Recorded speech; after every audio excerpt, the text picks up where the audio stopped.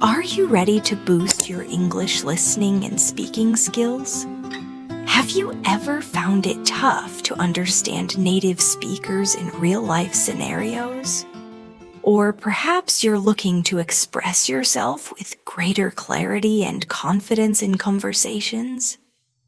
Well, you're in the right place. In today's episode, we're going to equip you with the tools to do just that. Welcome to the Native Flow English. If you're just joining us, we release new episodes every day designed to help you improve your English in a natural and engaging way. In each episode, you'll hear authentic, real-life stories filled with practical vocabulary and expressions. Immersing yourself in these stories will help you grasp how English is used in everyday situations. And by repeating the phrases you hear, you'll actively enhance your speaking abilities too. Let's kick things off with a simple question. Have you ever experienced a moment where you misunderstood someone speaking English? Picture this. You're at a restaurant, trying to order your favorite dish, but the server just can't seem to understand what you're saying. Or maybe you're chatting with a coworker, but you miss a crucial detail in the conversation. These kinds of situations can be pretty frustrating, right? Let me share a personal story with you. A few years back, my friend Tom took his first trip to New York City. He was super excited, but also a little nervous about putting his English skills to the test. On his very first day, he popped into a cozy cafe to grab some breakfast.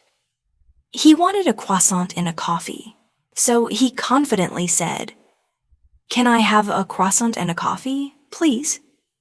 But the cashier looked totally puzzled and asked, "Sorry, what was that?" Tom repeated himself. But the cashier still didn't get it. He started feeling a bit flustered. Then, another customer stepped in and said, "He means a croissant." Suddenly, the cashier understood. This little episode taught Tom a valuable lesson. Sometimes, pronunciation makes a world of difference in understanding. He realized that even though he knew the words on paper, hearing them spoken in a real-life setting was different from learning them from a textbook. This is precisely why listening is so crucial.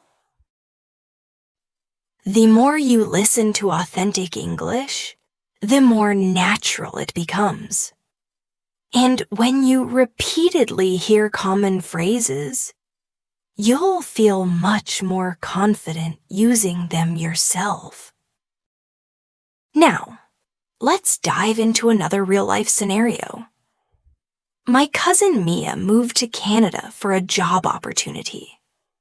She was already pretty fluent in English, but when she arrived, she struggled to keep up with conversations. People spoke so quickly, used slang, and sometimes even interrupted each other.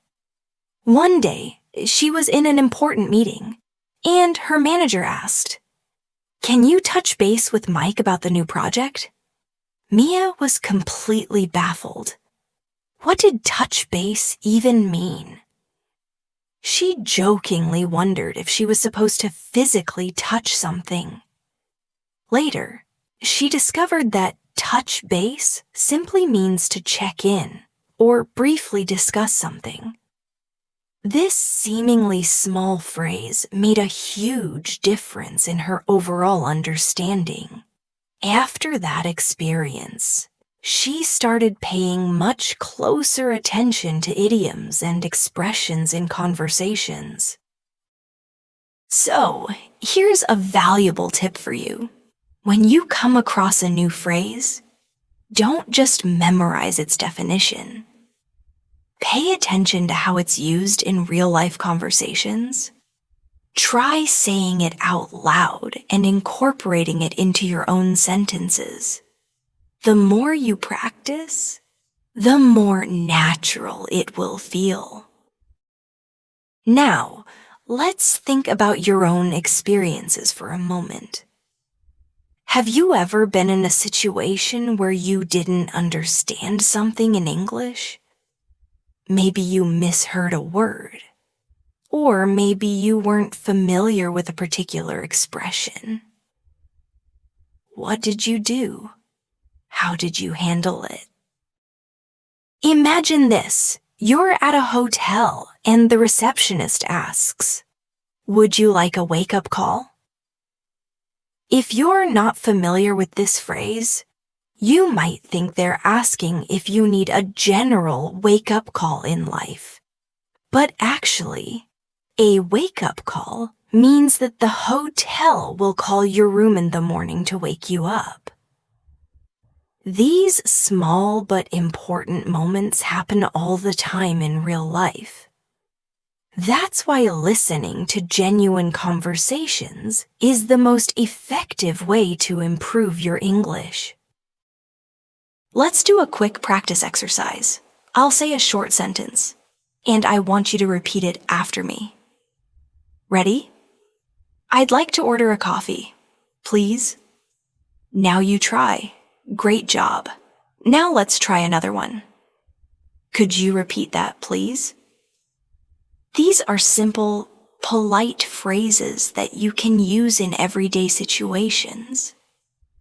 The more you listen and repeat, the more confident you will feel. Okay, now let's jump into another real-life story. A few years ago, my friend Ethan relocated to London for a new job. He was really excited because it was his lifelong dream to work for an international company. He had studied English for years, focusing mainly on textbooks and grammar exercises. He thought he was well prepared, but when he arrived in London, he faced an unexpected hurdle. Real-life conversations were much harder to decipher than he had anticipated. On his first day at work, his manager, Olivia, introduced him to the team. Everyone was welcoming, but they spoke rapidly and used a bunch of expressions that he had never encountered in his textbooks. At lunchtime, one of his co-workers, Jake, said, "Hey, Ethan, let's grab a bite." Ethan was confused. He thought, grab what? What does that even mean? He hesitated for a moment, then smiled and said, okay. He followed Jake to a nearby cafe, still puzzled about what was happening. When they arrived, he finally understood. Grab a bite simply means go and get something to eat. It was such a straightforward phrase, but because he had never heard it in a real conversation before, it completely threw him off. That day, he realized that even though he had a solid grasp of English, he needed more practice listening to how people actually speak.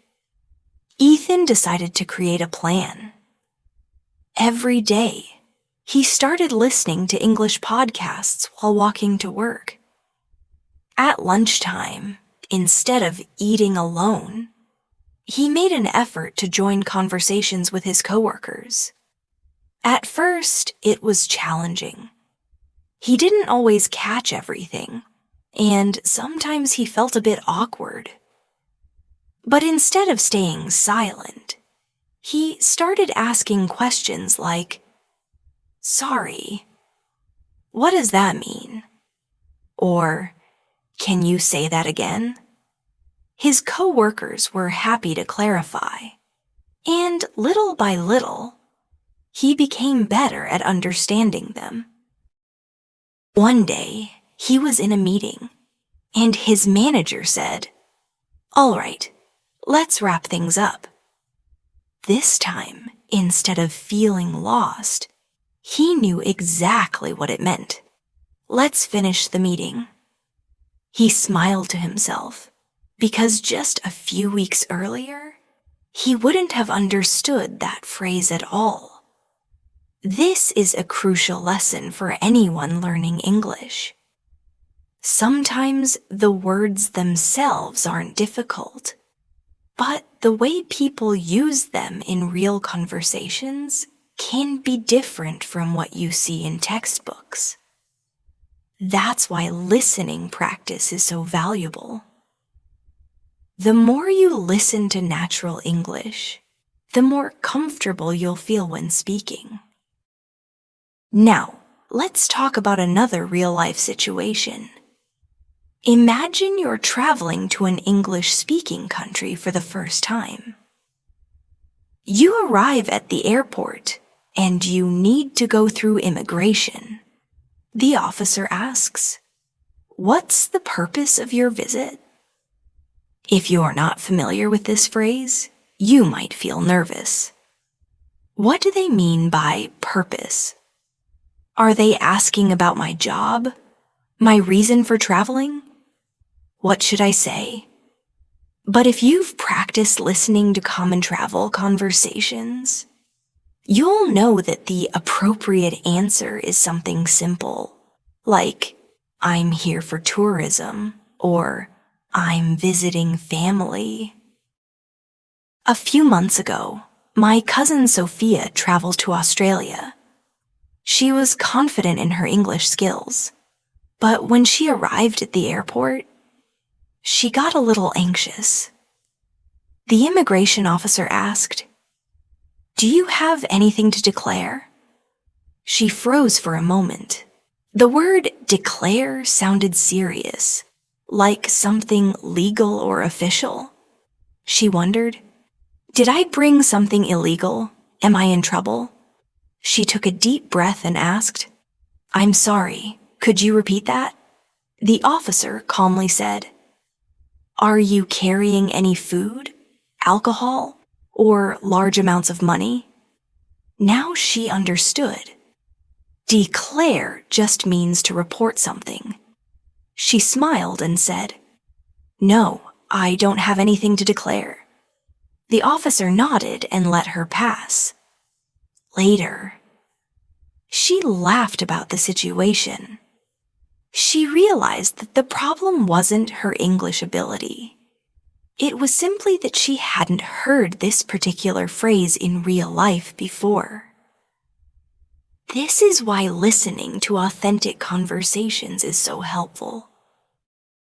The more you hear these phrases in context, the easier it will be to understand and respond naturally. Now, let's do another quick practice exercise. I'll say some common travel questions, and I want you to repeat them after me. Where are you traveling from? Now you say it. Great. Here's another one. Do you have a return ticket? Try saying it aloud.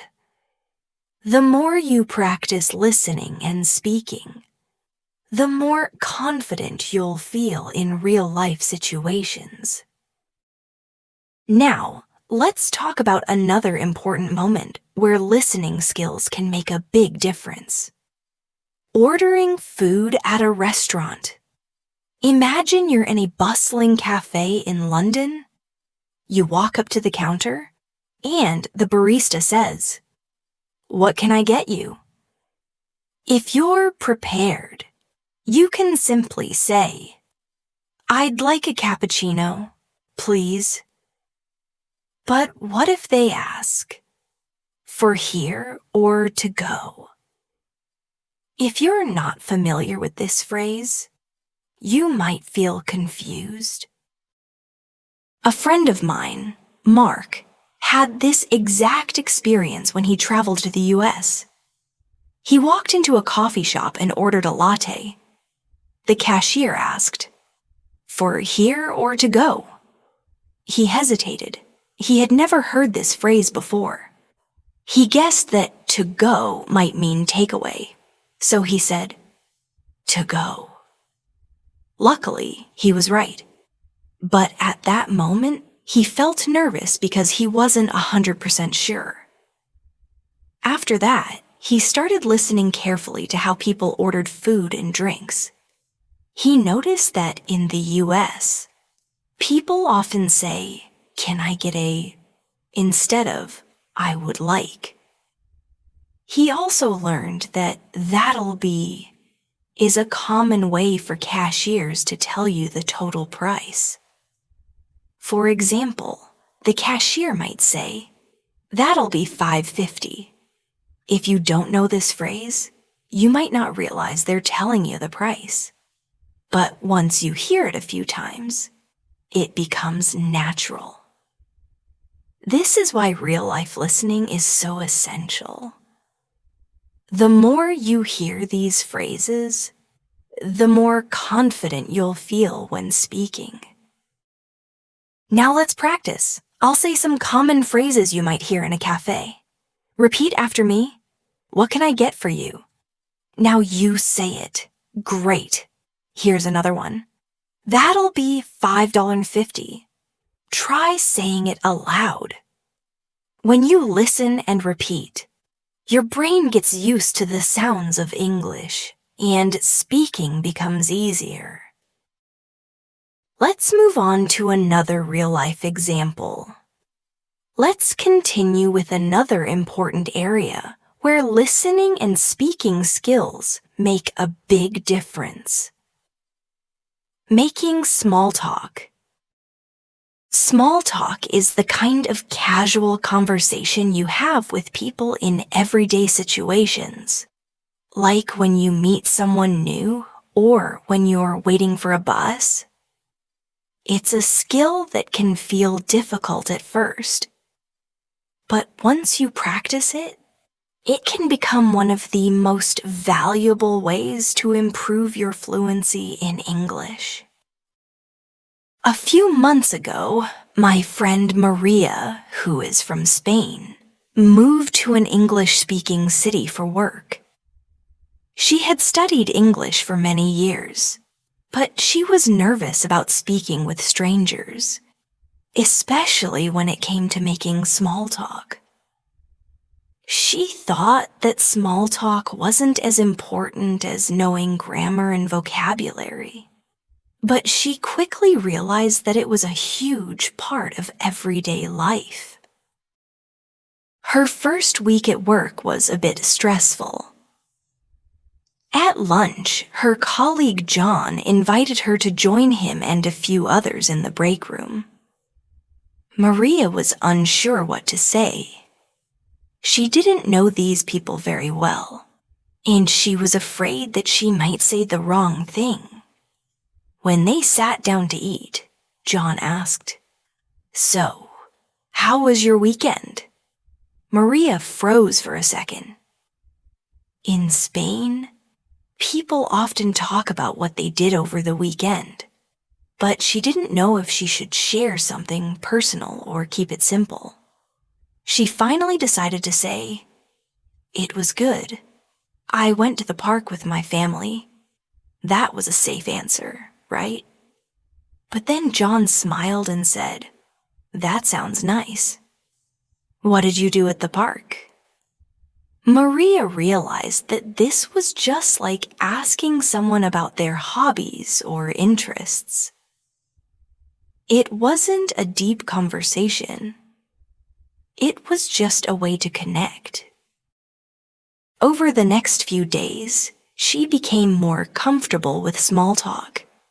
She started asking her coworkers questions like, "Do you like the weather here?" Or, "What do you like to do in your free time?" And she was surprised at how easy it became. Through these simple conversations, Maria realized something very important. Small talk isn't just about talking. It's about connecting with people. The more you practice, the more natural it becomes. And when you listen carefully, you learn useful phrases and expressions that help you speak more naturally. For example, when John asked about Maria's weekend, he didn't say, "What did you do over the weekend?" Instead, he said, "How was your weekend?" This is a very common way to ask about someone's weekend or time off. When you hear these expressions in real conversations, they stick with you, and soon you'll be able to use them yourself. Here's another tip. When it comes to small talk, people often don't expect long answers. It's more about giving a simple response and asking the other person about their experience. When you are practicing, remember to listen for these small cues. For instance, someone might say, "The weekend was great, but I wish it was longer." This shows that they are offering a bit of information, but they're also leaving space for you to share your experience too. Maria started using this technique, and she found that it helped her speak more confidently. Instead of worrying about saying something perfect, she focused on the flow of the conversation and learning new phrases. One of the phrases that Maria picked up during her first few weeks was, "What about you?" When someone asks her how her weekend was, she learned that it's perfectly natural to respond with, "It was good. Thanks. What about you?" These small, everyday conversations will help you improve your listening and speaking skills, and you'll start to feel more confident in social situations. This is something that can't be learned from a textbook alone. It's about engaging with people, paying attention to how they speak, and practicing how you respond. Now let's shift gears and talk about something else that can challenge English learners: understanding different accents. When you're learning English, you might find it hard to understand different accents or regional variations.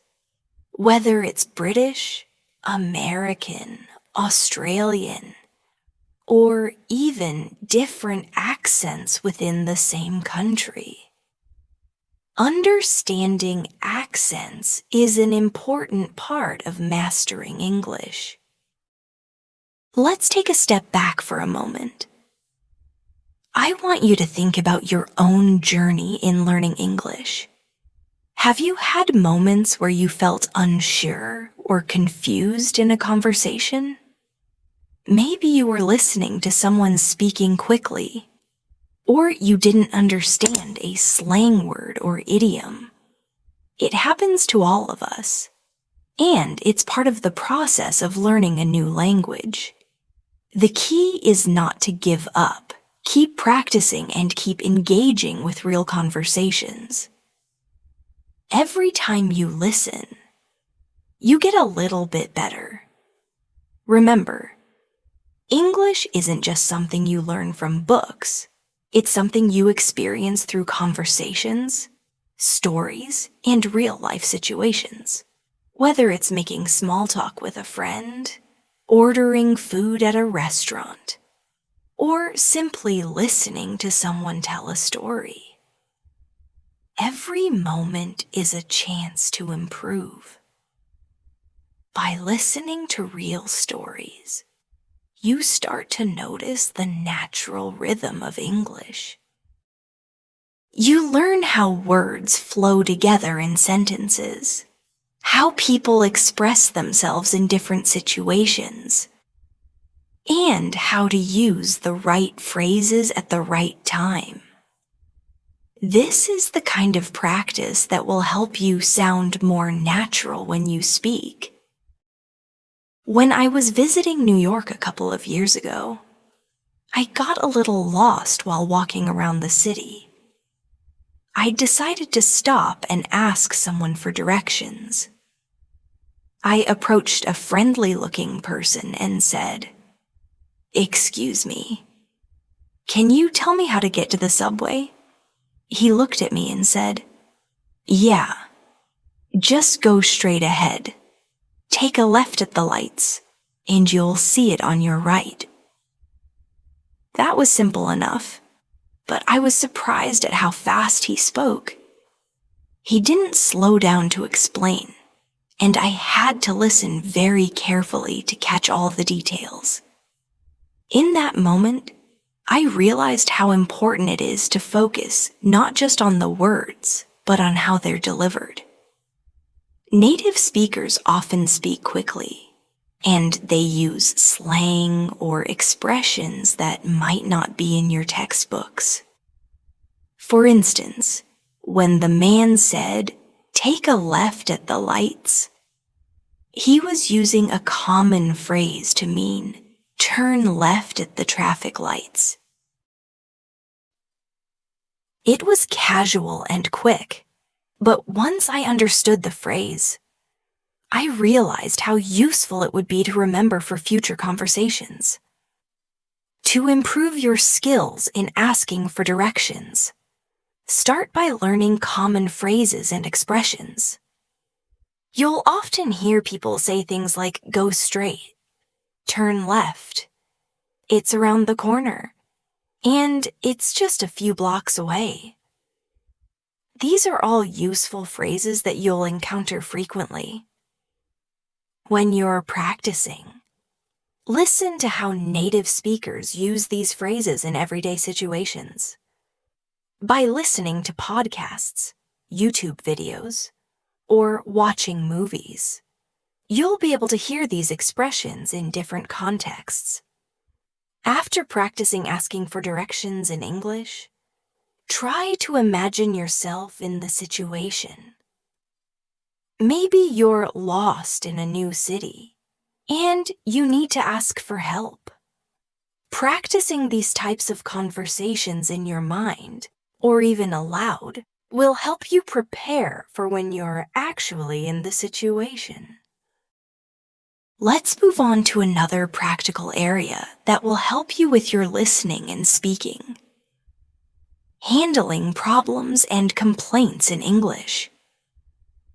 This is another important part of everyday life, whether it's at a store, in a hotel, or during an interaction with customer service. Knowing how to express your problems clearly is essential. I had an experience a few months ago when I was staying in a hotel during a business trip. I checked into my room, but when I tried to use the Wi-Fi, it wasn't working. I called the front desk and said, "Excuse me, the Wi-Fi isn't working in my room. Could you help me?" The receptionist on the phone replied, "I'm sorry to hear that. Let me check and see what I can do." After a few minutes, she called me back and explained that the Wi-Fi was down in the building, but they would be fixing it soon. She was polite and apologetic, which made me feel better. In this situation, I learned a few things that I want to share with you. First, when you have a problem, it's important to remain calm and explain the issue clearly. You can use phrases like, "I'm having trouble with," or "there's a problem with," to describe the situation. Second, if someone else is trying to solve the problem for you, you should listen carefully to their response. They might use phrases like, "Let me check on that for you," or "I'll have someone take care of it." These are polite ways to show that they're taking your complaint seriously. By listening to real-life situations like these, you'll be better prepared to handle problems in English. The more you practice these types of conversations, the easier it will be to stay calm and confident when something goes wrong. And remember, don't be afraid to ask for clarification if you don't understand something. You can always say, "Could you explain that again?" Or, "I didn't quite catch that. Could you repeat it?" Imagine walking into a bustling cafe on a cool London morning. The aroma of freshly brewed coffee fills the air as you approach the counter. The barista greets you with a cheerful, "What can I get you today?" For a moment, you pause. This casual phrasing might be different from the formal language you learned in textbooks. You reply confidently, "I'd like a latte, please." Then the barista adds, "That'll be $3.50. Would you like any pastry with that?" In that instant, you realize that real-life English is fast, friendly, and often informal. Now, take a moment and ask yourself, have you ever been surprised by the casual tone in a familiar situation? How did you respond when someone used expressions that you hadn't practiced in class? I remember one day when I was visiting a small cafe in Shoreditch. I had expected a polite, formal exchange, yet the friendly, informal language caught me off guard in the best way possible. This taught me that adapting to different styles is key to understanding everyday conversation. To practice, try imagining yourself in that cafe. Visualize hearing, "What can I get you?" and responding with your order. Repeat these phrases aloud until they feel natural and become a part of your active vocabulary. Let's move on to another common scenario: asking for directions in a busy city. Picture yourself in New York City, surrounded by the hum of traffic and the chatter of pedestrians. A few years back, I found myself wandering the vibrant streets of Manhattan, trying to reach a well-known museum. I approached a local and asked, "Excuse me, could you please tell me how to get to the Metropolitan Museum of Art?" The local replied, "Sure, just go straight for 2 blocks, then turn left at the big intersection, and you'll see the museum on your right." Listen carefully to this exchange. Notice the clear, concise instructions given quickly. Ask yourself, have you ever been in a situation where someone spoke too fast or used unfamiliar phrases when giving directions? How did you handle it? If you're not sure, consider practicing by repeating the directions aloud. Straight for 2 blocks, left at the intersection, museum on the right. Repetition builds your confidence in both understanding and using these everyday phrases. Now, let's explore the art of making small talk. A fundamental part of building relationships in both personal and professional settings. I recall an afternoon at a local community event in London where I met a gentleman named Alex. He started our conversation with a simple, "Lovely weather today, isn't it?" I responded. "Yes, it's a beautiful day. I love how the sunshine brightens everything." That simple exchange opened up a pleasant discussion about favorite outdoor activities, local parks, and weekend plans. Think about your own experiences. What topics do you naturally bring up when meeting someone new? Practice small talk by asking questions like, "How are you today?" Or, "What have you been up to lately?" The more you practice, the easier it becomes to keep a conversation flowing. Now let's add another layer by considering professional settings. Imagine you're in a virtual meeting with colleagues from around the world. Your manager might say, "Let's circle back to that point later." At first, you might wonder what circle back means in this context. It simply means to return to a topic later in the discussion. When you encounter unfamiliar phrases in meetings, jot them down and ask for clarification if needed. Reflect for a moment. Have you ever been confused by business jargon or idioms? Practice by repeating phrases like "circle back" until they become second nature. Next, consider the challenges of phone conversations. Unlike face-to-face talks, you rely solely on audio cues. I once made an important call to resolve an issue with my internet connection. The customer service representative, John, said clearly, "Can you please describe the problem you are experiencing?" I explained. "My connection keeps dropping, and it's very frustrating." John replied, "I understand. Let me run a diagnostic test on your line." His calm, clear tone helped me feel at ease. Picture yourself in a similar situation and repeat phrases like, "Could you please repeat that?" Or, "I'm sorry, I didn't catch that." These exercises can prepare you for real-life calls where clarity is crucial. Now, let's explore a situation many of us face when traveling. Imagine arriving at an airport in an English-speaking country. The announcements over the intercom might sound like, "Due to inclement weather, your flight will be delayed by 30 minutes. In that moment, you might feel anxious if you're not familiar with such phrasing.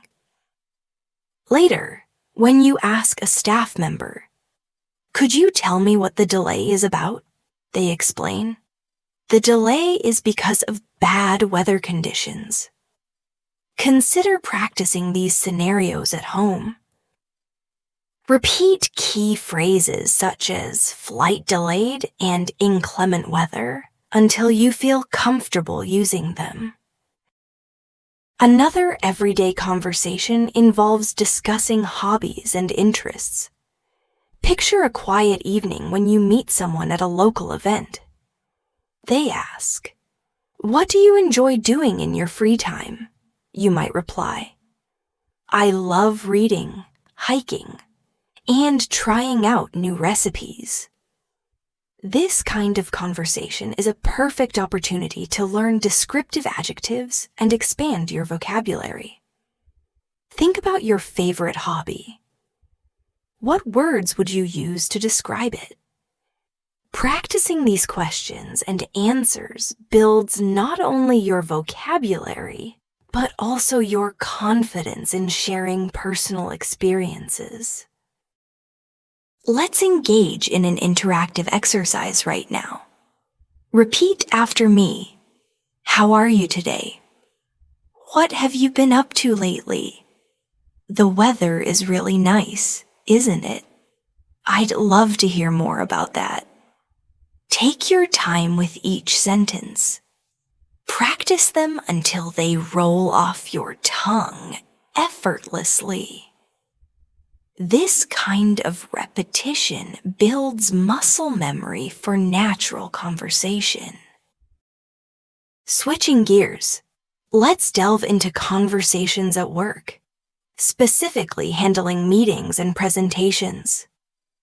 I remember a meeting where our team leader said, "We need to, finalize the project timeline by Friday."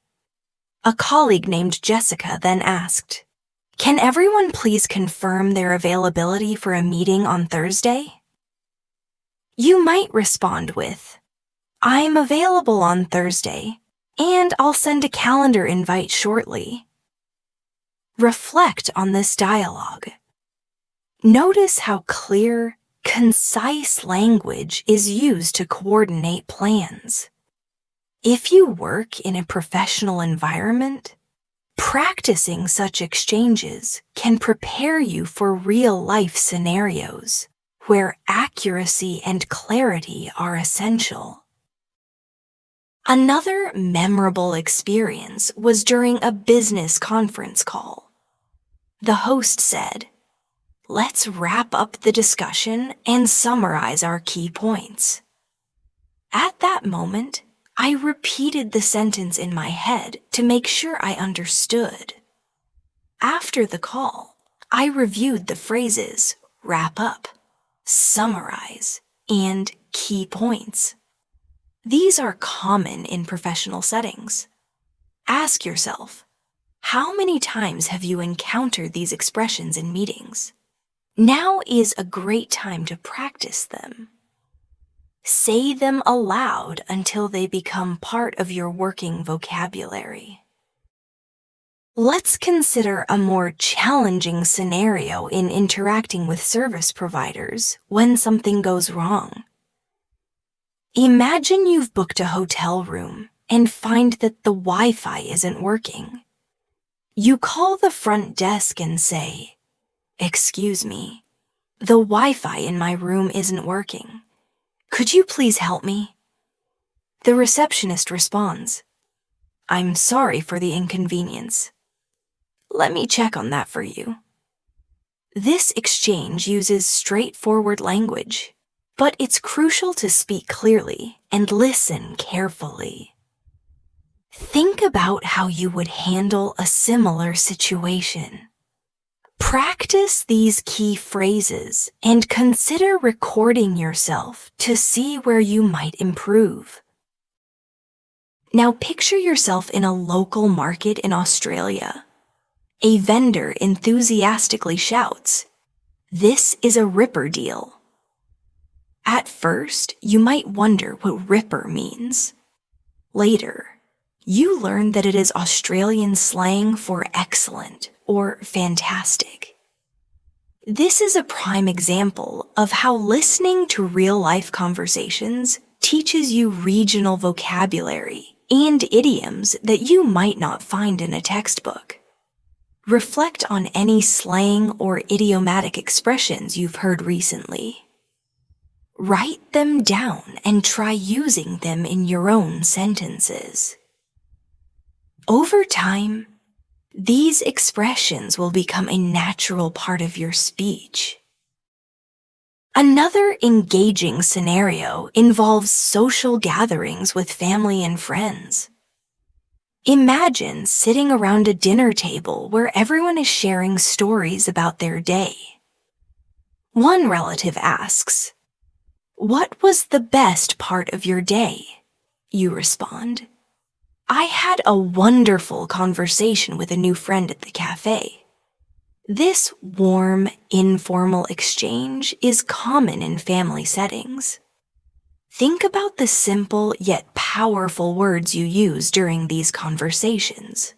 Words like wonderful, enjoyable, and delightful. Practicing these expressions in a relaxed setting builds your confidence and reinforces your natural speaking style. Now, let's talk about the role of digital communication in modern English. Practicing email, instant messaging, and video calls have become part of our daily lives. For example, when writing an email for work, you might start with, "Dear Mr. Smith, I hope this email finds you well," and close with, Sincerely, Natasha.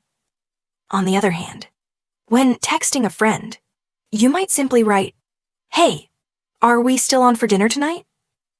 Notice how the language shifts depending on the medium. Consider your own experiences with digital communication. Which style do you find most challenging? Practice both formal and informal writing to build a balanced skill set. Let's move on to a scenario involving cultural events. Imagine attending a local art exhibition where a curator explains a painting by saying, "This artwork reflects the artist's inner turmoil during a time of great change." You ask, "What inspired this style?"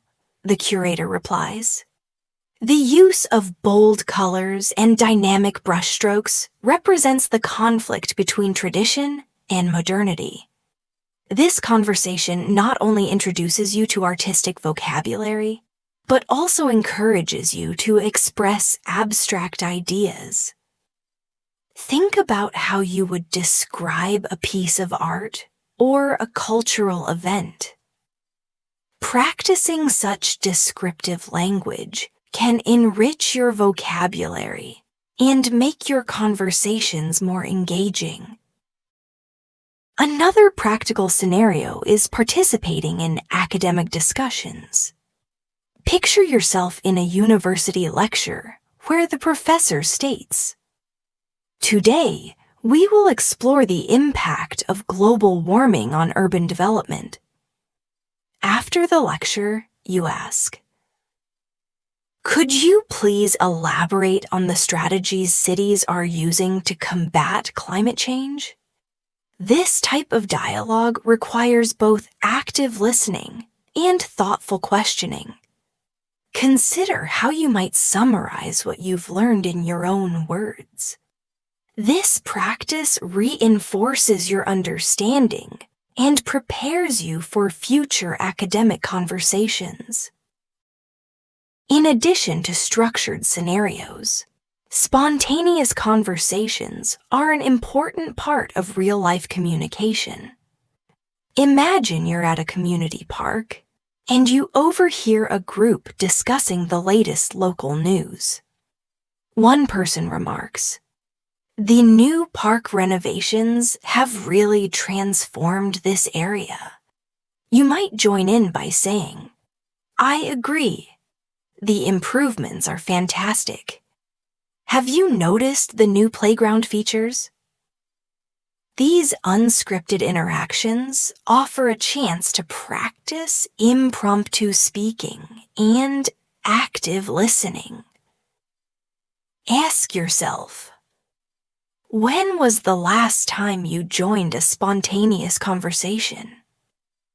What strategies can you use to smoothly enter such discussions? Now, let's explore a scenario that many of us face online, participating in discussion forum and chat rooms. In these digital spaces, language is often informal, filled with abbreviations and emoticons. You might see a post like, "Has anyone tried the new cafe downtown? It's lit." Even if the language is casual, it still provides insights into current slang and conversational style. Spend some time browsing online groups or forums in English. Observe the way people interact and try to incorporate some of these expressions into your own spoken or written communication. Consider also the challenge of handling disagreements or misunderstandings in conversation. Even with clear language, miscommunications can occur. I recall a conversation with a friend where our opinions on a current event differed. Instead of letting the discussion become tense, we said, "I see your point, but I have a different perspective. Can we clarify our thoughts further?" Using phrases like these helps keep the conversation respectful and constructive.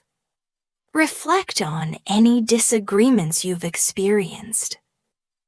What language could have helped smooth the situation? Practice using such phrases in role-playing exercises with a friend, or recording yourself until they feel natural. Let's now shift to another rich source of language practice: storytelling. Telling your own story not only improves your speaking skills, but also makes your conversation more engaging. Imagine recounting a memorable day when everything went unexpectedly. Start with, "One day, I found myself lost in a busy city, and that experience taught me the value of patience and resourcefulness." As you narrate, include vivid details. Describe the sounds, the sights, and even your emotions. Storytelling helps you organize your thoughts and express yourself in a structured manner. Think about a recent experience and try to narrate it in English. This exercise will boost both your vocabulary and your confidence in speaking. Interactive exercises are an essential part of this journey. I invite you now to repeat the following sentences with me, paying close attention to the natural rhythm and emphasis. "I appreciate your help. Could you please repeat that? I'm sorry, I didn't catch that. That sounds interesting. I would love to join you." Repeat each sentence several times until it feels comfortable and natural. These exercises are designed to build your muscle memory for common conversational phrases. Now imagine yourself at a live music concert. The announcer's voice, full of energy, fills the venue as they say, "Ladies and gentlemen, get ready for an unforgettable performance by tonight's headliner." Such vibrant expressions and high-energy announcements require you to match the speaker's enthusiasm. Visualize yourself in that setting. What would you say if you wanted to compliment the performance? Perhaps, "The energy on stage is electrifying." Practicing such dynamic language can help you adjust your tone and pace to suit different emotional contexts. Next, picture yourself in a quiet bookstore. You approach a clerk and ask, "Could you recommend a good mystery novel?" The clerk smiles and replies, "Certainly, this bestseller has a captivating plot and intriguing characters." This simple interaction introduces descriptive adjectives and polite inquiries that are common in everyday conversations. How would you describe your favorite book or genre? Spend a few moments thinking about this and practice forming sentences that describe your interest in detail. Let's turn our attention now to public services. Imagine you're at a government office applying for a new passport. The clerk greets you with, "Good morning. How may I assist you today?" You reply, "I need to renew my passport. Please." The conversation continues with precise questions and answers such as, "Could you please provide your current passport number?" And "Do you have all the required documents?" These formal exchanges require you to be both clear and concise. Practice such dialogues with a friend, or even role-play them in front of a mirror. Notice how using polite expressions like "please" and "thank you" makes the conversation smoother and more effective. Another scenario involves visiting a healthcare facility. Imagine sitting in a doctor's office where the physician asks, "How have you been feeling recently?" You might answer, "I have been experiencing headaches and a bit of fatigue." The doctor then follows up with, "Can you describe the nature of your headaches?" Such conversations demand clear communication about your symptoms. Practice describing common health issues in simple, direct language. Repeating phrases like, "I feel unwell," or "The pain is moderate and sometimes sharp," will prepare you for real-life medical discussions. Digital communication also plays a crucial role in modern English. Consider video calls where you see not only the speaker's words, but also their facial expressions and gestures. In a recent video meeting, a colleague said, "Can everyone see my screen?" and quickly followed up with, "Please let me know if you have any questions." Video calls require a blend of clear speaking and active listening. Practice these interactions by joining online webinars or virtual meetups. The more you expose yourself to different digital communication styles, the more natural they will become. Now, let's explore how discussing current events can enrich your language skills. Imagine listening to a news report that states, "Local communities are coming together to address recent flooding." Such statements are filled with formal language and important vocabulary. After listening, try summarizing the news in your own words. The report discussed how neighborhoods are uniting to deal with severe floods. This exercise helps you process information, retain new vocabulary, and practice summarizing, a key skill in both listening and speaking. Another engaging scenario is participating in group discussions or debates. Picture yourself at a community forum where the topic is the impact of social media on daily life. A participant might begin, "I believe social media has revolutionized the way we communicate, but it also presents challenges such as privacy concerns." You might respond with, "I agree that social media has its benefits, but I'm curious about its effects on face-to-face interactions." Engaging in debates not only exposes you to different viewpoints, but also teaches you how to articulate your opinions clearly. Reflect on any group discussions you've been part of. What phrases did you use to express agreement or to politely disagree? Practice these phrases until you feel they become an integral part of your conversational toolkit.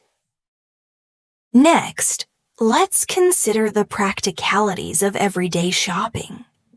Imagine entering a department store and needing assistance finding an item. You might approach a sales associate and ask, "Excuse me, could you help me locate the electronics section?" The associate might reply, "Yes, it's on the second floor, near the home appliances area."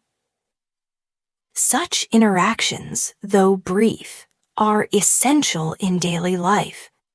They emphasize the use of polite inquiries, clear directions, and simple language.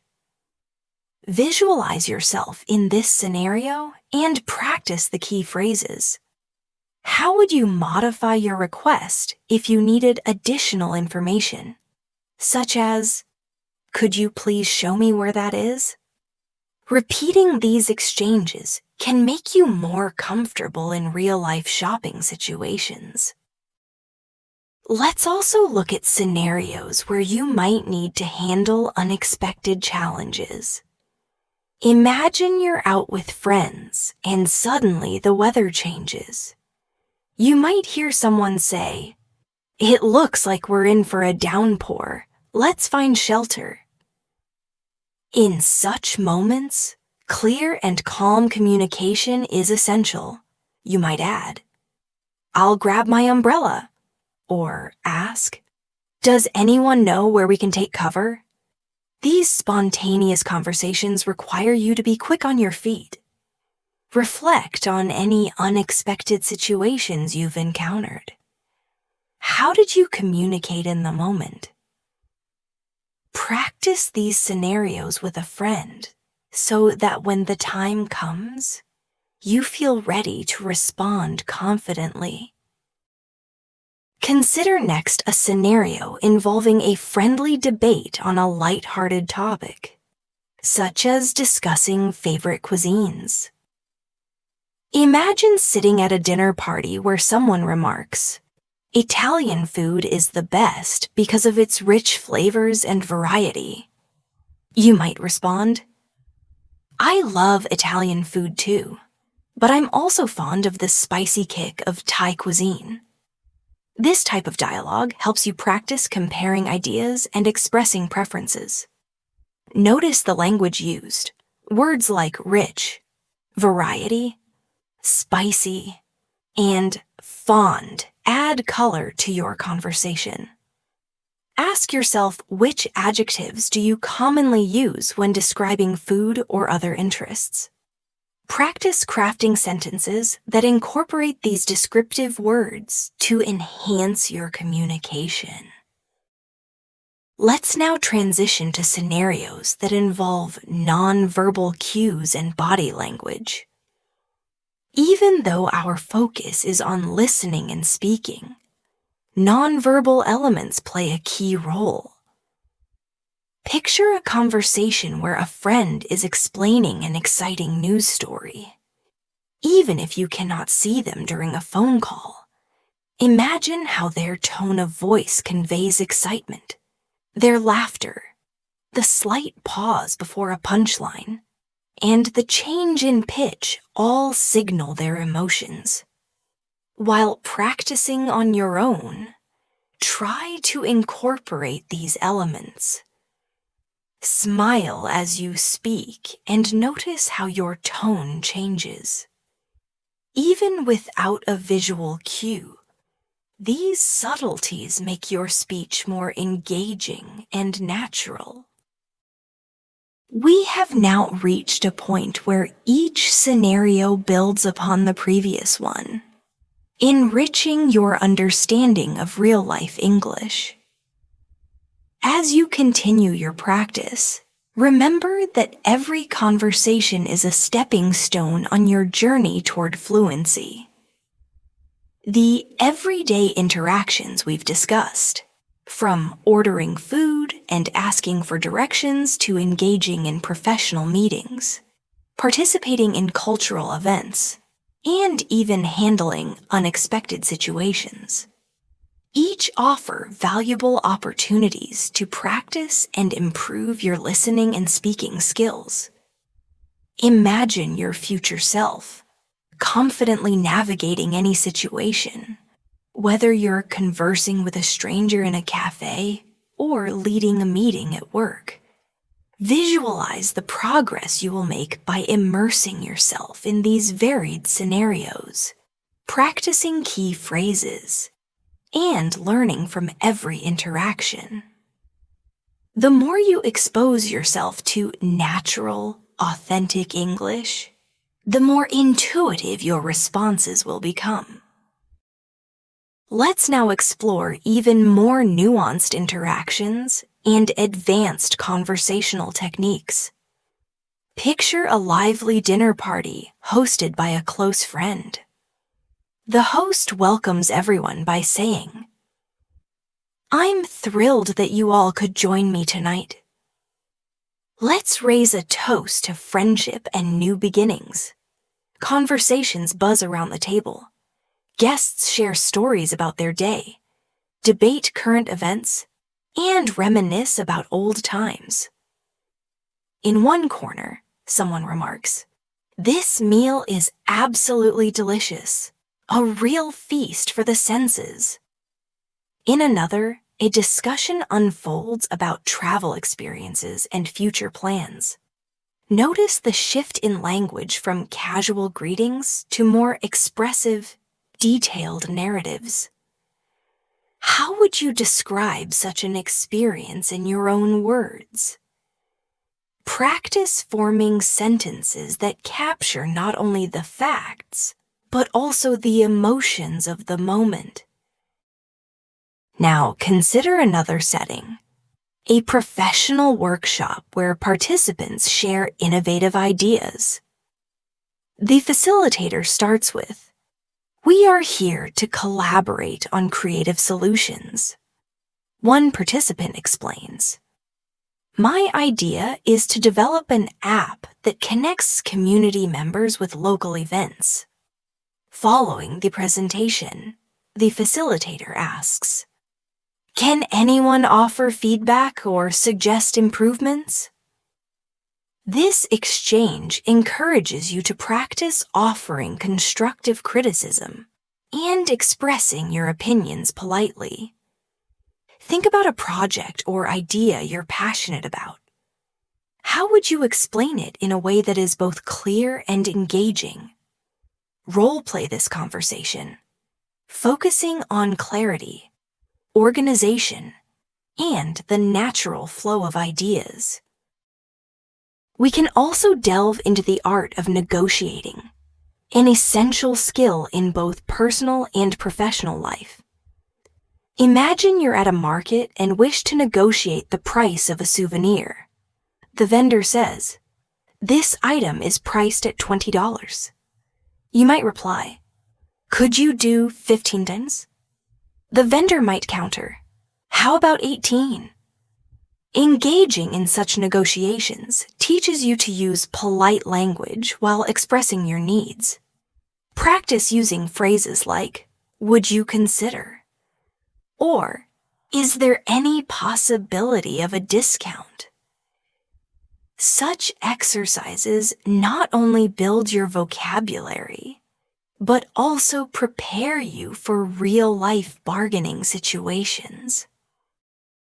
Next, envision a scenario in which you participate in a creative brainstorming session with colleagues.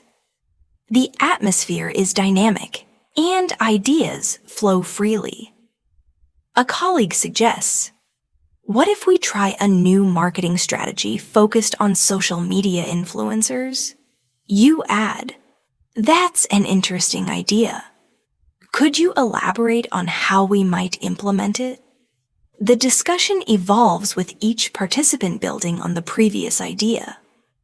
In these situations, it is vital to listen actively, ask clarifying questions, and summarize key points. Reflect on how you might contribute to such discussions. What phrases would you use to express agreement, request further details, or offer a new perspective? Practice these conversational tools until they become second nature.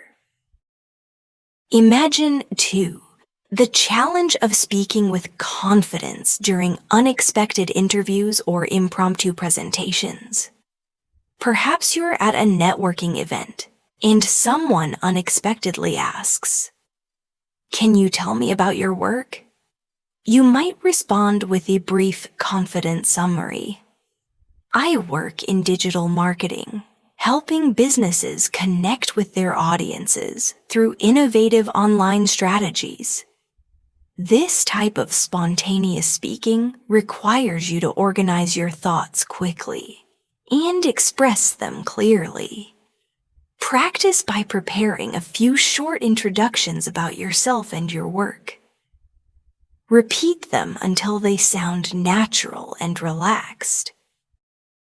We've covered scenarios from formal meetings and technical support calls to casual dinners and lively debates. Each example emphasizes the importance of active listening, thoughtful questioning, and clear expression. As you move forward, incorporate these techniques into your daily interactions. Whether you're speaking one-on-one or in a group, every conversation is an opportunity to refine your skills. Now, consider integrating multimedia into your practice. Audiobooks, radio shows, and podcasts offer a wealth of authentic language exposure. I remember listening to a popular British audiobook narrated by an actor with clear, crisp pronunciation. I paused frequently to repeat sentences and mimic the intonation. Such shadowing exercises can dramatically improve your accent, rhythm, and overall fluency.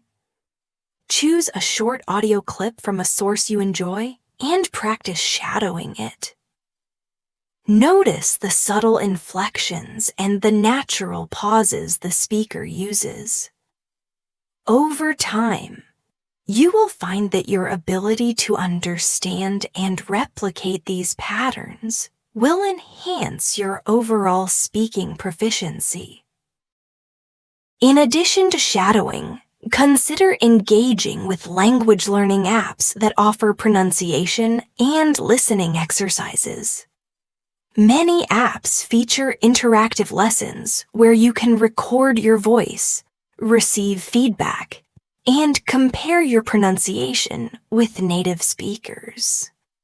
This kind of immediate feedback is invaluable for improvement. Ask yourself, which app or resource has helped you the most so far? If you haven't tried one yet, explore a few and see which fits your learning style best. We have now covered numerous scenarios, from everyday errands and social gatherings to professional environments and cultural events. Each situation is designed to immerse you in real-life English and build your confidence in listening and speaking. As you practice these exercises, remember that improvement comes gradually. Celebrate each small success and view mistakes as opportunities for learning rather than setbacks. Now let's move on to exploring even more nuanced interactions and advanced techniques that build on everything we've discussed so far. Imagine engaging in a lively debate about current events with a diverse group of friends. One person might say, "Social media has revolutionized communication, but it has also created challenges in maintaining genuine relationships." You could respond with, "I see your point, and I wonder how we can balance technological advancements with personal connection. What do you think are some practical solutions?" This exchange requires you to listen carefully, process multiple viewpoints, and articulate your thoughts clearly. Practice summarizing what others say, and then building on that with your own insights. This active engagement is a powerful way to improve both your listening and speaking skills. Think about how you can apply these techniques in your daily routine. Perhaps you can start a conversation journal where you write down interesting phrases, idioms, or new vocabulary you hear during the day. Reflect on conversations you had, what worked well, and what could you improve next time. This reflective practice turns everyday interactions into valuable learning experiences. Consider also exploring role-playing exercises with a language partner, or even by yourself in front of a mirror. Imagine various scenarios: a job interview, a customer complaint, a casual chat with a neighbor, and act them out. This role-playing not only reinforces the vocabulary and expressions you've learned, but also helps you develop a natural, confident speaking style. Challenge yourself by switching roles. One moment you're the speaker, the next you're the listener. How does your language change in each role? This exercise will help you become more adaptable and aware of the nuances of conversation. Furthermore, delve into discussions about abstract topics such as dreams, ambitions, or even philosophical questions. For instance, you might say, "What do you believe is the most important quality for success?" Such open-ended questions invite detailed responses and require you to think critically in English. They also provide a platform for you to express your opinions and learn new vocabulary in context. Practice forming your thoughts on these topics and sharing them clearly and concisely. Over time, you'll find that your ability to discuss complex subjects improves dramatically as you continue your journey. It's important to vary the sources you're getting your information from. Listen to podcasts from different regions. Watch interviews with speakers who have distinct accents, and read aloud from various genres, be it fiction, nonfiction, or even poetry. Each medium offers its own set of challenges and rewards, enriching your overall understanding of the language. Ask yourself, which source of English do you enjoy the most? And how can you incorporate it into your daily practice? Balancing different types of content will ensure you're prepared for any situation, whether formal or informal. Imagine a scenario where you attend a live workshop at a community center. The facilitator welcomes everyone. Good morning, everyone! I'm excited to dive into today's creative session. As the workshop progresses, you participate in group activities, share your ideas, and listen to others with genuine interest. You might say, "I found that exercise very inspiring. It really opened my mind to new possibilities."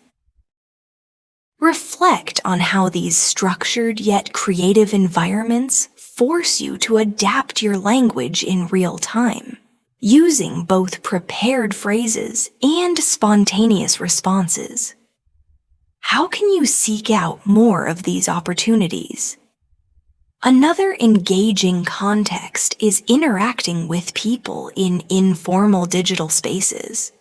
Consider joining an online chat room or a discussion board dedicated to topics that interest you, whether it's a forum about travel, cooking, or technology.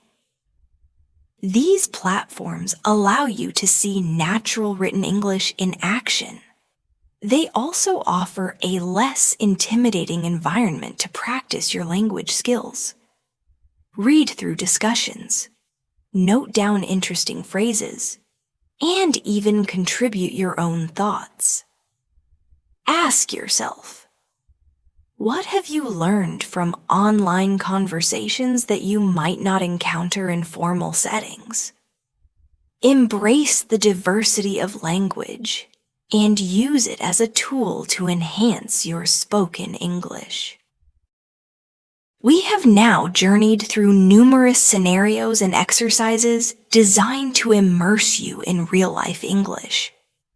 Each experience, from ordering coffee and negotiating prices to debating current events and storytelling, builds your ability to understand and respond naturally. Remember, Every conversation you engage in is an opportunity to learn, and every mistake is a stepping stone to improvement.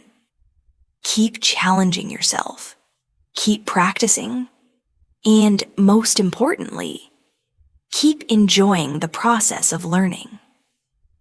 So, imagine you're stepping into the world of English conversation.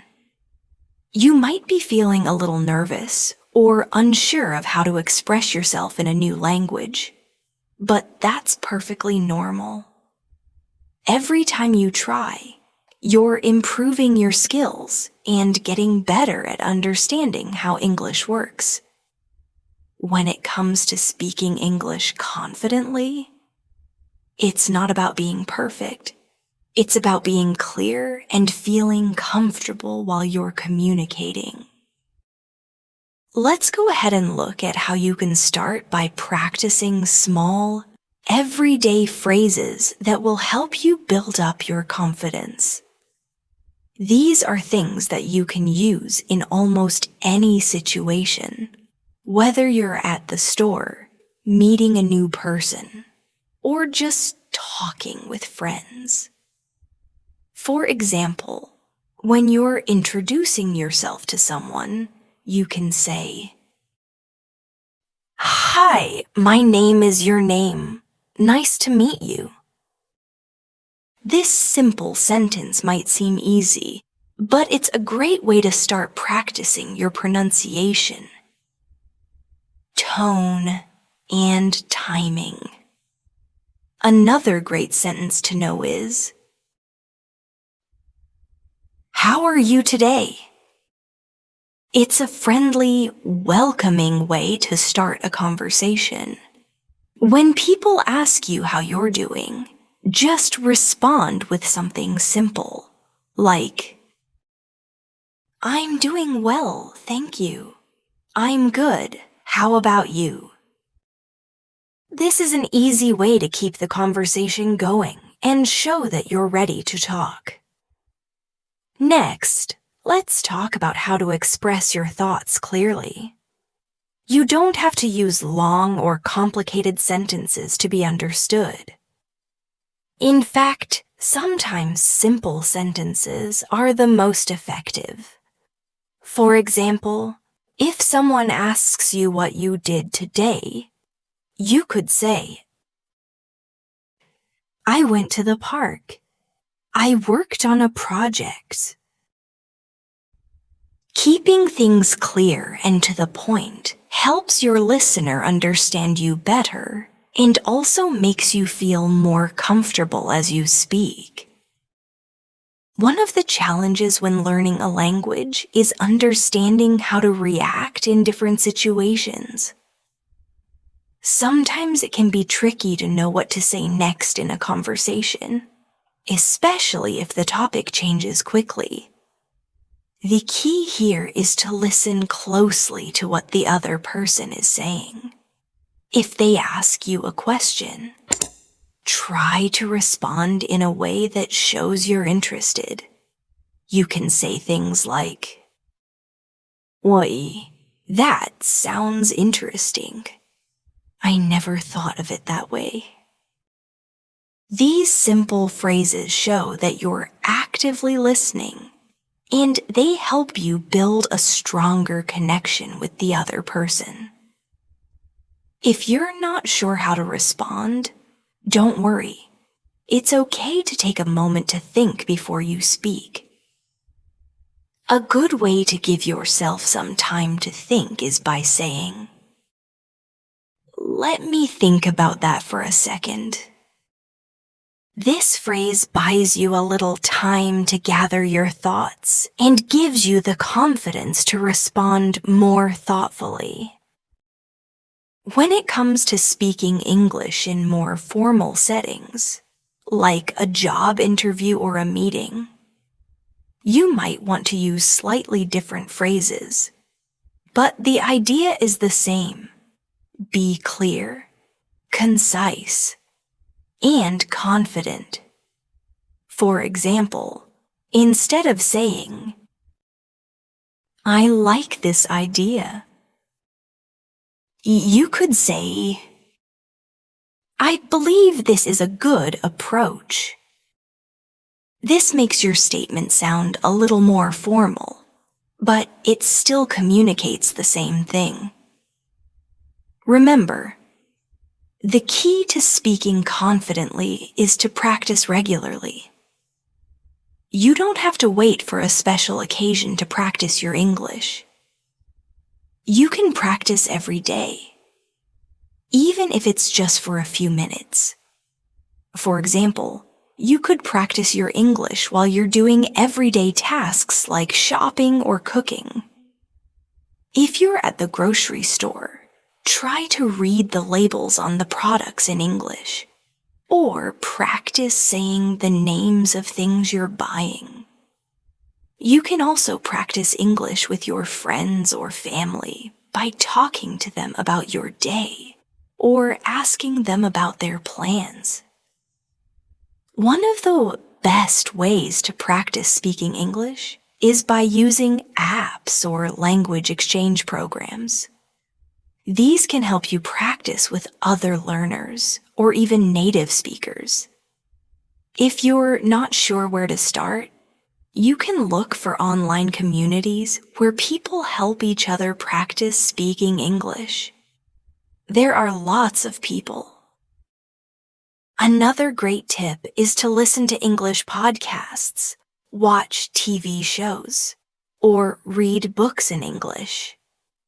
When you listen to English being spoken, you'll start to hear common phrases and expressions that you can use in your own conversations.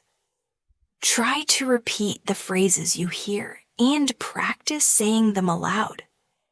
This will help you get used to the rhythm and flow of the language. Don't forget to celebrate your progress. Every time you have a conversation in English, it's a step forward. Even if you make mistakes, that's okay. The most important thing is that you're learning and improving. The more you practice, the easier it will get. And soon enough, you'll be speaking English more naturally and confidently than ever before.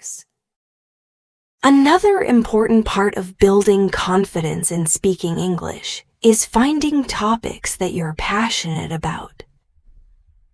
If you're excited about a subject, it will be easier for you to speak about it. For example, if you love sports, you can practice talking about your favorite teams or players in English. If you enjoy cooking, you can practice describing recipes or talking about your favorite dishes. When you talk about things you enjoy, you'll feel more confident and motivated to keep learning. But what if you don't feel like you have much to talk about? That's okay too. You don't always have to have a big story or an interesting topic to share. Sometimes it's just about having a casual conversation. You can start with simple questions like, "What did you do today? Do you like this movie?" Small talk is a great way to practice speaking English and to build your confidence over time. Lastly, always keep in mind that building confidence in speaking English is a journey, not a race. It takes time and practice, and there will be ups and downs along the way. But as long as you keep pushing forward, you will keep improving. So don't be afraid to make mistakes, and don't be afraid to speak up. Every conversation is an opportunity to practice, and each one will bring you closer to your goal of speaking English confidently and fluently. Let's continue. It's great that you're ready to dive deeper into improving your English skills. Let's build on everything we've covered so far, focusing more on everyday English and adding even more real-life examples to help you get the hang of speaking confidently in various situations. Remember, English isn't just about knowing the words, it's about how you use them, when you use them, and how comfortable you are doing so. The more real-life scenarios you practice, the more you'll feel like an English speaker. Let's start with something you probably do every day: chatting with your friends or family. These are great opportunities to practice speaking in a relaxed, natural way. For example, maybe you're having lunch with a friend. You could say, "This food is delicious. How did you make it? I love the taste of this dish. Do you know where I can find the recipe?" By starting with something simple like that, you're practicing how to start and continue a conversation. The more you practice asking and answering questions, the more comfortable you'll feel doing it. Now, let's take a look at how you can make small talk in different places. For example, at the grocery store. You might be standing in line, and you could say to the person behind you, "It looks like it's going to rain today. Do you think it will? These fruits look so fresh. Have you tried them?" You're not just practicing vocabulary. You're also practicing how to make observations and ask questions that can start a conversation. And don't forget, small talk is a great way to practice speaking English without feeling too much pressure. You can even practice your English when you're out running errands. Let's say you're at the post office. You might need to ask, "Can you help me? I need to send this package overseas. What do I need to do?" This sentence helps you practice both asking for help and talking about a common activity, sending mail. Don't worry about making mistakes. What matters most is that you're putting yourself in situations where you can practice speaking English naturally and without hesitation.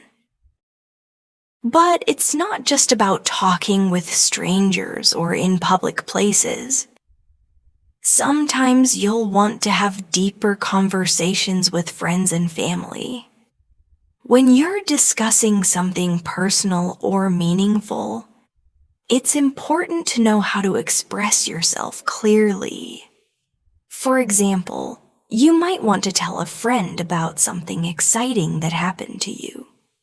You could say, "I had an amazing weekend.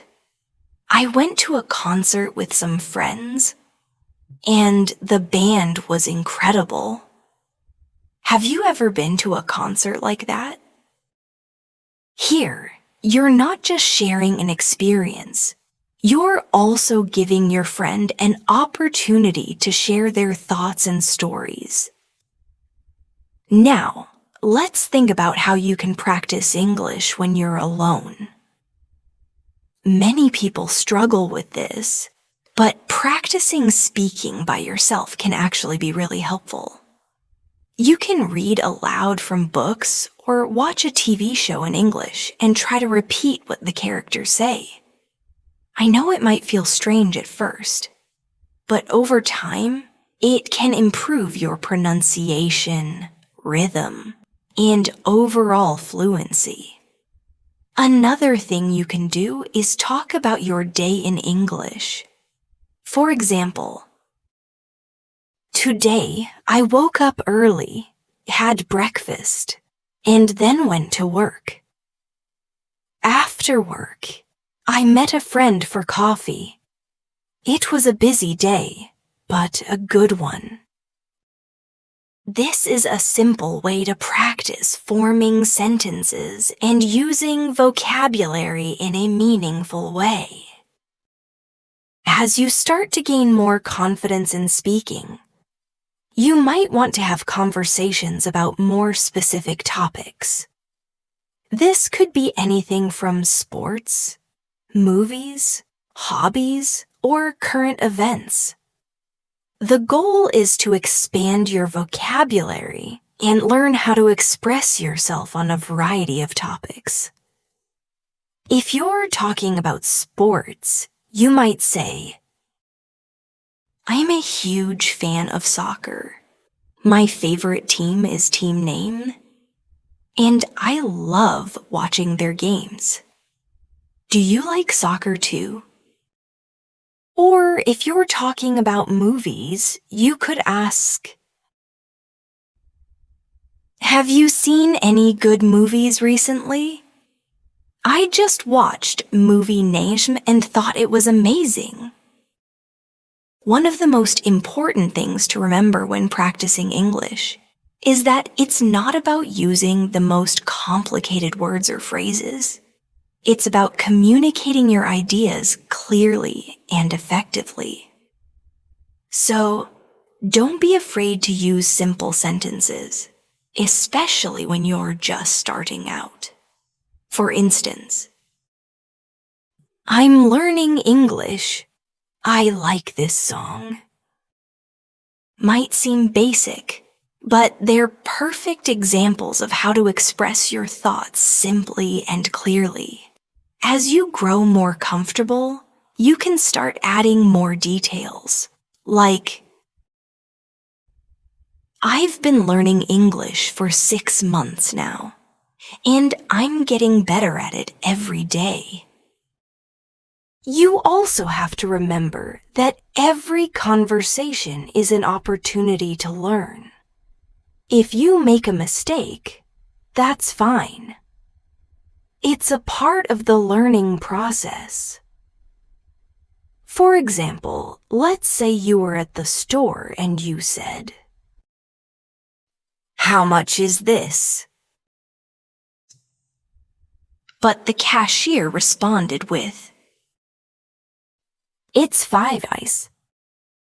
You might think to yourself, "Oh, I should have said, 'How much does this cost?'"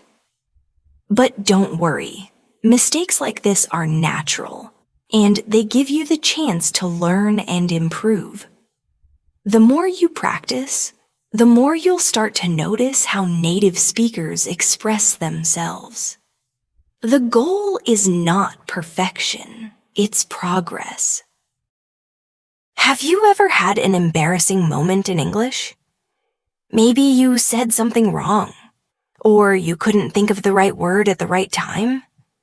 That's okay. It happens to everyone, even fluent speakers. For example, I remember once when I was learning English, I tried to order food at a restaurant and accidentally said, "I would like a coffee with a spoon," instead of, "I would like a spoon with my coffee." The waiter smiled and corrected me, but it was a funny moment. It's those little things that teach you the most and help you remember the right phrases next time. The key is not to let these moments discourage you, but to laugh at them and learn from them. Now, let's look at how you can improve your listening skills as well. One of the best ways to improve your listening is to listen to English every day. This could mean watching movies or TV shows, listening to podcasts, or even just talking to someone in English. You can start by watching shows with subtitles to help you connect the spoken word with the written word. As you get better, try watching without subtitles and see how much you can understand. Over time, your listening skills will improve, and you'll be able to follow conversations more easily. When you're listening to English, try to focus not just on the words, but also on the rhythm and tone. Native speakers don't always speak slowly and clearly, like you might hear in a classroom. Instead, they use contractions, slang, and sometimes speak really quickly. It can be tough at first, but as you continue practicing, you'll get better at understanding these natural speech patterns. For example, you might hear a native speaker say, "What are you doing tonight?" instead of, "What are you doing tonight?" This is a common contraction, and once you get used to it, it will make listening to English much easier. One great way to practice is by listening to conversations between friends or family. For example, if you're watching a show and two characters are having a conversation, pay attention to how they respond to each other. Notice the questions they ask and how they show interest in each other's answers. You can even pause the video and repeat what they say to improve your pronunciation and sentence structure. Additionally, listening to podcasts like this one is a fantastic way to practice. In fact, by listening to real-life conversations between people, you'll hear natural pauses, tone changes, and different ways to phrase things. Over time, this will help you become a more confident speaker and listener. So, whether it's a casual chat or more serious discussions, you'll learn how to adapt to different types of conversations in English. Let's continue and dive deeper into how we can make your English journey even more practical and relatable, starting with how you can make your listening and speaking even stronger by using real-life situations and personal examples. The key to mastering a language is immersing yourself in it as much as possible, especially by engaging in conversations that feel natural and connected to your everyday life. When you listen to people talking English, whether it's in movies, podcasts, or real conversations, you start to pick up on things like how they structure their sentences, how they express their feelings, or how they make their points clear. This is something that's hard to learn from a textbook because it's all about the rhythm, the flow, and the natural expression of emotions. Think about it.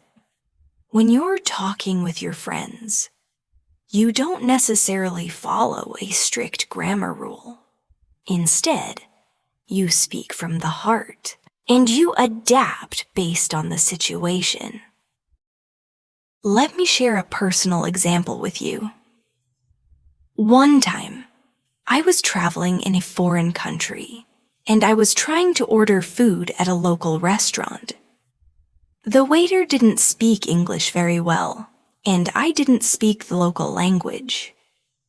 So it was a bit tricky.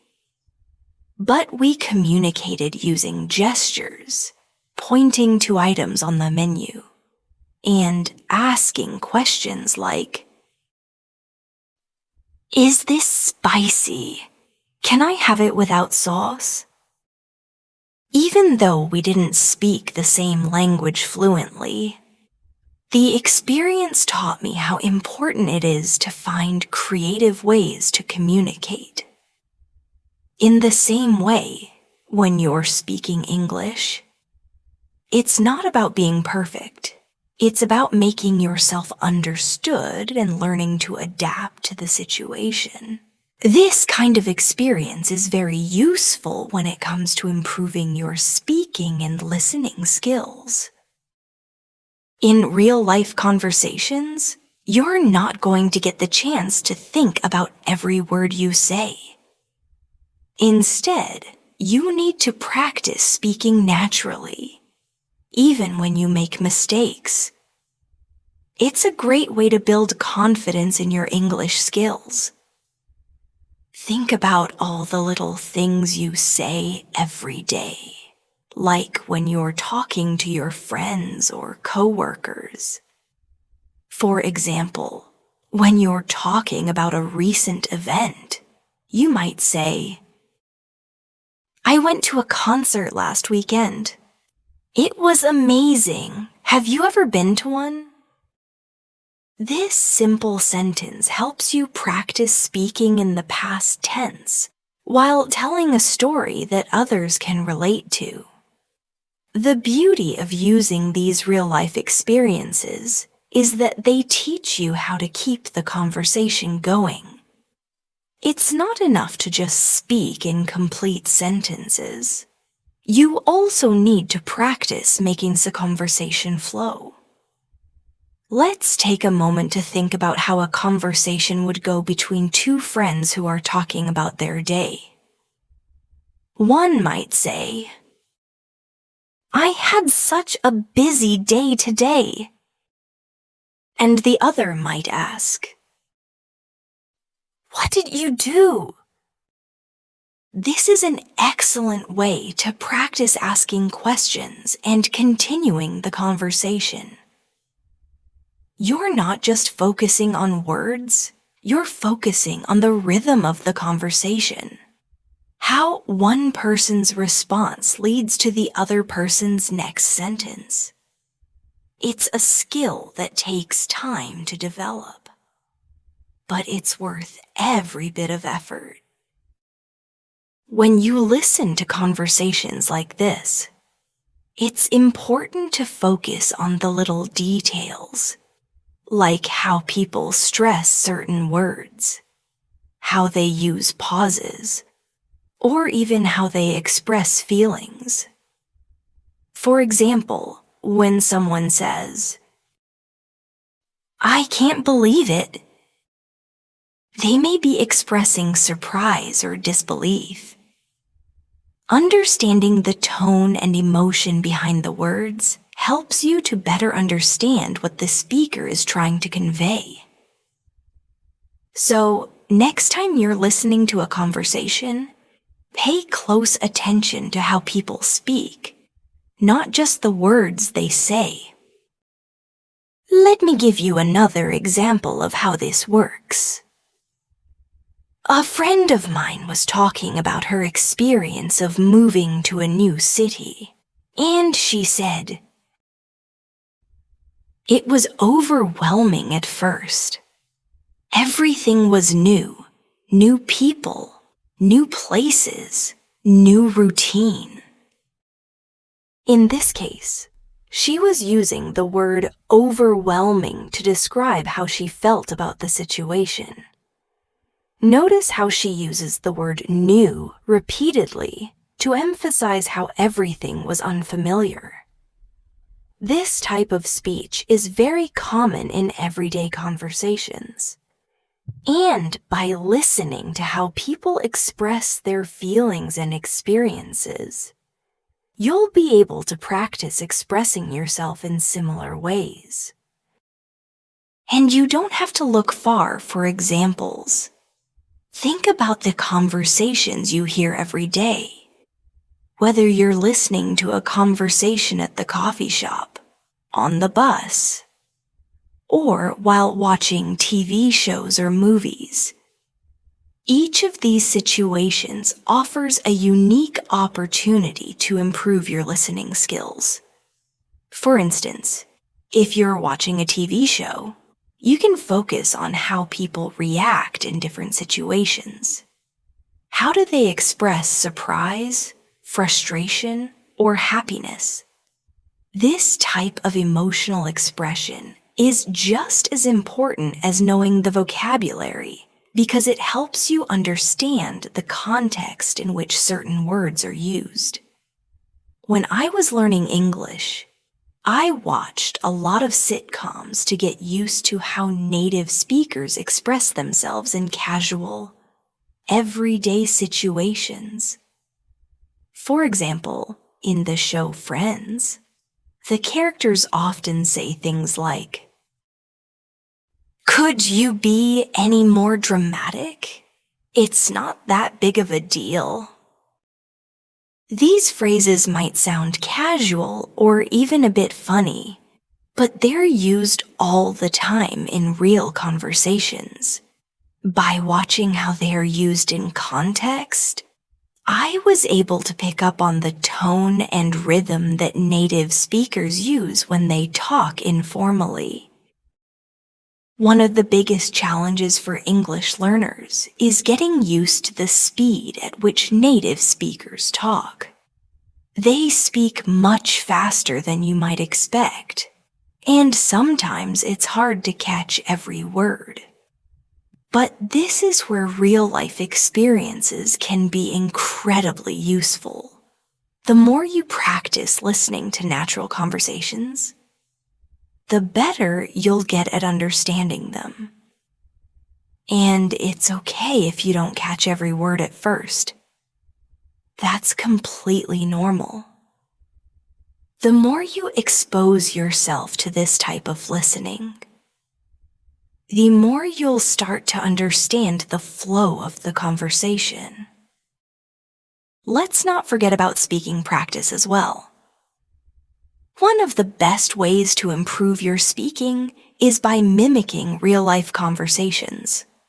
For example, after you've listened to a podcast or watched a video, try to repeat some of the sentences you heard. Focus on the pronunciation, the rhythm, and the tone. You can even practice speaking out loud in front of a mirror, or record yourself. Listening to your own voice will help you identify areas for improvement and allow you to see how far you've come. It's like learning to play an instrument. The more you practice, the better you get. Another important aspect of real-life English is learning the different levels of formality. For instance, when you're at work, you might say, "Could you please send me the report by the end of the day?" But when you're talking to a friend, you might say, "Hey, can you send me that report by today?" In either scenario, you're essentially requesting something, but the way you phrase it shifts based on the circumstances. By rehearsing various levels of formality, you'll master effective communication in both professional and informal settings. In the professional sphere, there are certain phrases that crop up constantly. For example, if you're in an office setting and need to email someone for clarification, you might write, "I just wanted to clarify what you meant in the meeting earlier. Could you please explain it again?" In this instance, you're politely requesting additional information. This is a prime illustration of how to practice using formal English in a professional environment. Conversely, if you're chatting with a colleague in the break room, you might casually say, "Hey, I didn't quite get what you meant earlier. Can you explain it to me?" This is less formal, but still remains clear and courteous. Lastly, let's delve into one of the most effective methods for enhancing your English skills: practice. The more you practice speaking and listening to English, the more self-assured you will become. You absolutely don't need to be perfect. The most crucial thing is that you're actively putting yourself out there, participating in conversations, and making steady progress each and every day. The more you practice with real-life situations, the easier it will become to speak naturally and comprehend others.